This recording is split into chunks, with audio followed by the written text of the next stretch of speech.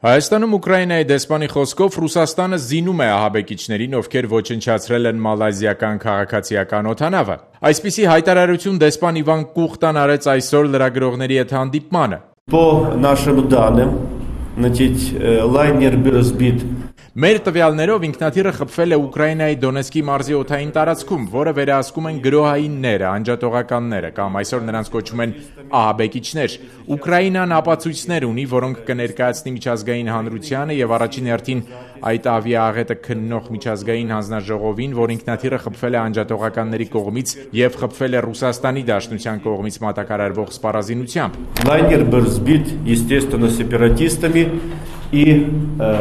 вооружением, которое поставляет Российская Федерация. Ըստ դեսպանի պաշտոնական Կիևը նախաձեռնելու է, որ այդ գրոհայինները ճանաչվեն որպես միջազգային ահաբեկիչներ։ Поэтому естественно, что та страна, которая поддерживает Ուստի բնական է այն երկիրը, որը օգնում է անջատողականներին, գրոհայիններին Ուկրաինայի Դոնեցկի, Լուգանսկի մարզերում, պետք է նմանատիպ պատասխանատվություն կրի այդ մարդկանց օգնելու համար։ Ռուսաստանը օգնում է գրոհայիններին, Ռուսաստանը զինում է գրոհայիններին։ Россия помогает боевикам,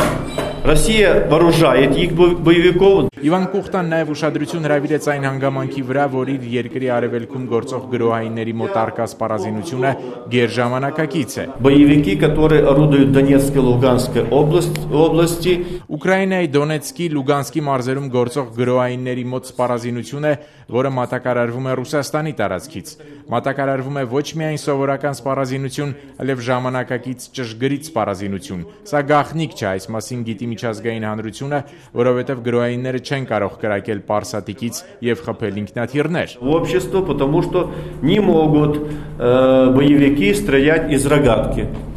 Естественно, избивать самолеты. Դեսպանը հիշեցրեց, որ մինչև մալազիական Boeing-ի կործանումը ինչպես էին գրոհայինները լրատվամիջոցներով, սոցցանցերով հպարտորեն բարձրաձայնում ուկրաինական ռազմական ինքնաթիռների ուղղաթիռի կործանման մասին, որոնց հետևանքով սպանվեցին մի քանի տասնյակ ուկրաինացի զինվորականներ։ Как только был сбит гражданский самолет, сепаратисты сразу сказали, что нет, это мы не сбили, это украинская сторона сбили. Հենց խփվեց քաղաքացիական ինքնաթիռը, անջատողականները անմիջապես ասացին. ոչ, մենք չենք խփել այդ ինքնաթիռը, ուկրաինական կողմն է խփել այն։ Մենք ունենք ծանրակշիռ փաստեր եւ միջազգային հանրությունը, Միացյալ Նահանգները, Եվրամիության ներկայացուցիչները հստակորեն հայտարարում են, որ Դոնեցկի, Լուգանսկի մարզերում գործող անջատողականներին Ռուսաստանն է նյութապես աջակցում։ Ընդ որում աջակցում է ոչ միայն դրամով, այլև սպառազինությամբ, եւ մեր հատուկ ծառայությունները տվյալներ ունեն, որ այդ սպառազինությունը ոչ միայն հրաձգային, այլև գերճշգրիտ զենք է, որը թույլ է տալիս ինքնաթիռներ խփել։ Имеют данные, что это не только вооружение, так сказать, стрелковое, но это сверхточечные, которые позволяют, значит, сбивать в том числе и самолет. Վերջում հավելենք, որ մեկնաբանության համար դիմեցինք նաև Երևանում Ռուսաստանի դեսպանատուն, սակայն դեսպանատան մամուլի գծով պատասխանատու Ալեքսանդրա Կենդիշը չպատասխանեց մեր հեռախոսազանգերին։